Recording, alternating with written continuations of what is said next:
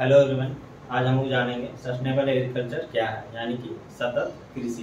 तो सतत कृषि या अस्थायी कृषि भी बोल सकते हैं या टिकाऊ खेती भी बोल सकते हैं। तो सतत क्या है? अस्थायी मतलब ये होता है कि जो लगातार जो है काफ़ी दिनों तक बनी रहे, हमेशा जो है बनी रहे, इसलिए इसको जो सस्टेनेबल बोलते हैं, सस्टेनेबल बोलते हैं। तो सस्टेनेबल एग्रीकल्चर में आप देखेंगे कि सस्टेनेबल एग्रीकल्चर क्या है, इसका डेफिनेशन क्या है, इसमें कौन कौन सारी चीज़ें इंक्लूड होती हैं। तो सबसे पहले देखिए, sustainable agriculture is a form of agriculture aimed at meeting the needs of the present generation without endangering the resource base of the future generation। तो सस्टेनेबल एग्रीकल्चर कृषि का एक रूप है जिसका उद्देश्य क्या है, जिसका एम्ड है कि meeting the needs of the present generation. जो प्रेजेंट जनरेशन की पॉपुलेशन है उसकी जो भी नीड्स हैं, जो भी ज़रूरतें हैं, वो हमें पूरा कराना है। और साथ ही ये ध्यान देने वाली बात है कि जो फ्यूचर जनरेशन के रिसोर्स बेस हैं उसमें जो है कोई गिरावट नहीं आनी चाहिए, विदाउट इंडेंजरिंग, यानी कि बिना हम रिसोर्स बेस को खराब किए हमें जो है फ्यूचर जनरेशन के लिए बचाते हुए उस रिसोर्स बेस को हमें जो है आज के जो डिमांड है, जो फूड की डिमांड है, जो हमारी पॉपुलेशन तेजी से बढ़ रही है उसकी जो डिमांड है उसको पूरा करने के लिए हम जो है सस्टेनेबल एग्रीकल्चर को अपनाते हैं। ठीक है, आगे देखिए इसमें, in order to feed the burgeoning population more food has to be produced, यानी कि हमें क्या करना है कि बर्जिनिंग पॉपुलेशन यानी कि तेजी से बढ़ते हुए जो पॉपुलेशन है उसको प्रोवाइड कराना है, हमें क्या ज़्यादा जो है भोजन या फूड प्रोवाइड कराना है। ठीक है, तो हमें तो प्रोड्यूस करना ही करना है क्योंकि जनसंख्या जिस हिसाब से बढ़ रही है उस हिसाब से जो है हमें ज़्यादा से ज़्यादा जो है फूड सप्लाई करना होगा। ठीक है ना, लेकिन इसके अलावा जो हमें खास बात यह ध्यान देने वाली है कि without degradation of the resource base, जो भी रिसोर्स बेस है उसमें बिल्कुल भी गिरावट नहीं होनी चाहिए। तो रिसोर्स बेस क्या है? रिसोर्स बेस में हमारे पास जैसे वाइल्ड लाइफ हो गया, फॉरेस्ट हो गया, पॉन्ड हो गया, इसके अलावा जो क्रॉप्स हो गई, ये सारी चीज़ें, फिश हो गई, इन सभी को बचाते हुए हमें जो है फूड की सप्लाई करनी है, फूड को प्रोवाइड कराना है। ठीक है, नेक्स्ट देखिए, sustainable agriculture is minimal dependence on synthetic fertilisers, pesticides and antibiotics. तो सस्टेनेबल एग्रीकल्चर हमें यह भी ध्यान देने वाली बात होती है कि हमें डिपेंडेंसी को बहुत ही कम करना है। किस डिपेंडेंसी पे? जैसे सिंथेटिक फर्टिलाइजर है या पेस्टिसाइड्स है या फिर एंटीबायोटिक्स है, इन सभी पे डिपेंडेंसी कम से कम रखना हमें है। ठीक, मिनिमल डिपेंडेंस करना है। इसके अलावा क्या है, it is also considered as a system of cultivation with the use of manures, यानी कि कल्टीवेशन का ऐसा सिस्टम है जिसको हम कंसिडर कर सकते हैं कि इसमें हम जो है मैन्योर का यूज करेंगे, ज़्यादा मैन्योर बनाएंगे।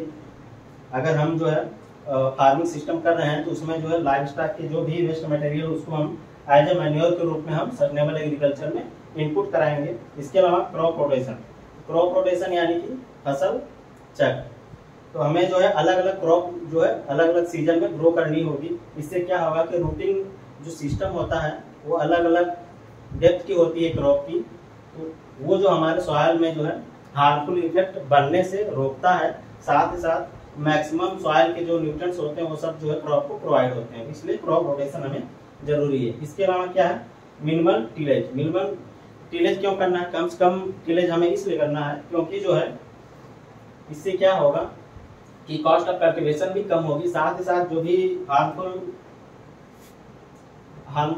नहीं कहेंगे उसको हम बेनिफिशियल बोलेंगे, इसलिए क्योंकि जो सॉइल में अर्थवर्म होते हैं वो सभी जो है एक तरह से जो है नेचुरल टिलिंग करते हैं, तो उसकी पॉपुलेशन कम ना हो इसलिए हमें मिनिमल टिलेज भी करना होता है। तो ये इतने सारे पॉइंट्स हैं जिससे हम समझ सकते हैं कि सस्टेनेबल एग्रीकल्चर में हमें क्या करना होता है। इसके बाद देखिए, सस्टेनेबल एग्रीकल्चर डेफिनेशन की अगर हम बात करें, इसमें देखिए sustainable agriculture is a balanced management system of renewable resources, यानी कि ऐसे रिसोर्स जिसको हम जो है यूटिलाइज करके दोबारा जो है उसको यूज कर सकते हैं।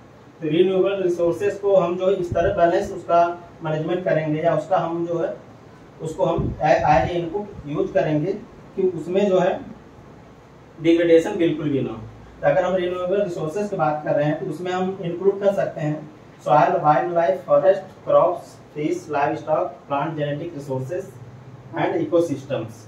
इन सभी रिसोर्सेज को हमें जो है एक बैलेंस बना के हमें जो यूज करना है। कहने का मतलब ये है कि जितना भी रिन्यूएबल एनर्जी मिलती है या सोर्सेस होते हैं वो प्रोड्यूस होते रहते हैं बाय नेचुरली। तो नेचुरली अगर प्रोड्यूस हो रहे हैं तो जितना प्रोड्यूस हो रहे हैं उतना ही हमें यूटिलाइज करना है। ऐसा नहीं कि अगर वाटर हमारे पास जो है 1100 mm है पर एनुअल मिल रहा है तो हम जो इससे ज़्यादा यूज करें, हमें उतने में यूज करना है। अगर ज़्यादा यूज करेंगे तो जैसे कहीं कहीं आप देखते हैं कि बहुत ज़्यादा एसिडिक सॉइल हो जाती है या सॉइल बहुत ज़्यादा ड्राउट कंडीशन में हो जाती है, तो इसलिए होता है क्योंकि वहाँ पे हम जो है एक्सेस अमाउंट में चीज़ों को यूटिलाइज करते हैं। तो हमें यूटिलाइज करना है लेकिन एक बैलेंस तरीके से। इसके अलावा क्या है कि इन सभी चीज़ों को, इन सभी रिसोर्सेज को हमें यूटिलाइज करना है, साथ साथ विदाउट डिग्रेडेशन, हमें बिना जो है इसको नुकसान पहुंचाए, and to provide food livelihood for current and future generation. तो फ्यूचर के जनरेशन को हमें जो है सप्लाई भी करना है फूड को। इसके अलावा जो है maintaining improving productivity and ecosystem services of these resources. तो जो भी अब देखिए अगर हमारे पास लैंड जो है एकदम कम है, मिनिमम है, धीरे धीरे वो और ज़्यादा कम होता जा रहा है, तो इसलिए हमें जो है प्रोडक्टिविटी को बढ़ाना है, पर यूनिट एरिया में ज़्यादा प्रोडक्शन करना है। ठीक है, इस चीज़ को ध्यान में रखते हुए हमें रिसोर्स यूटिलाइजेशन करना है एक बैलेंस तरीके से, जिससे क्या है कि फ्यूचर में जो हमारे पास रिसोर्सेस वो फ्यूचर में भी बने रहें, उससे हम प्रोडक्शन जो कंटिन्यू लेते रहें। ठीक है, ये डेफिनेशन है, इसलिए इसको ही जो सस्टेनेबल एग्रीकल्चर बोलते हैं।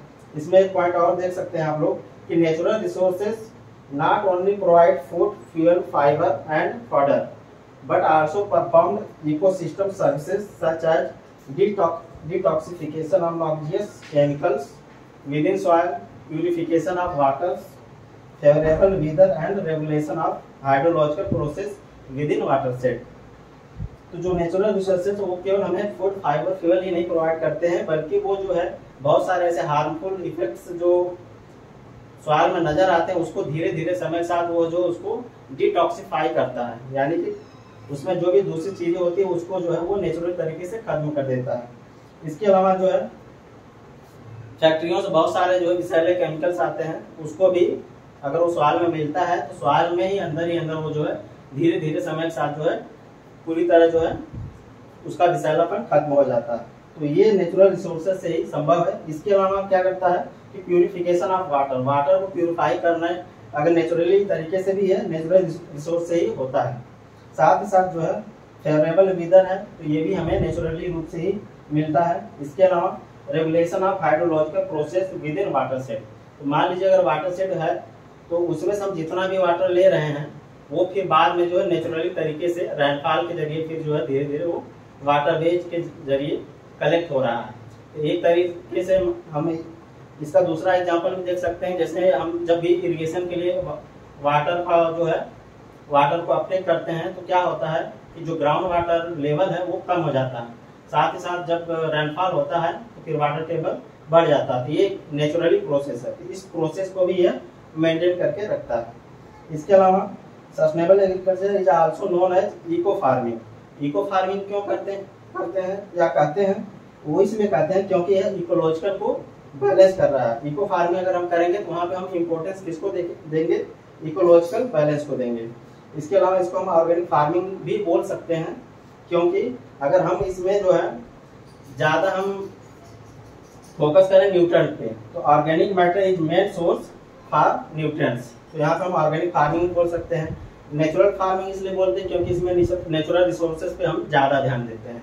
ठीक है ना। ओवरऑल ये जो है वीडियो है सस्टेनेबल एग्रीकल्चर की, कैसा लगा आप लोगों को बताइएगा। इसके अलावा सेकेंड वीडियो आएगा सस्टेनेबल एग्रीकल्चर और मॉडर्न एग्रीकल्चर में क्या डिफरेंसेस हैं। ठीक है, thank you so much for watching.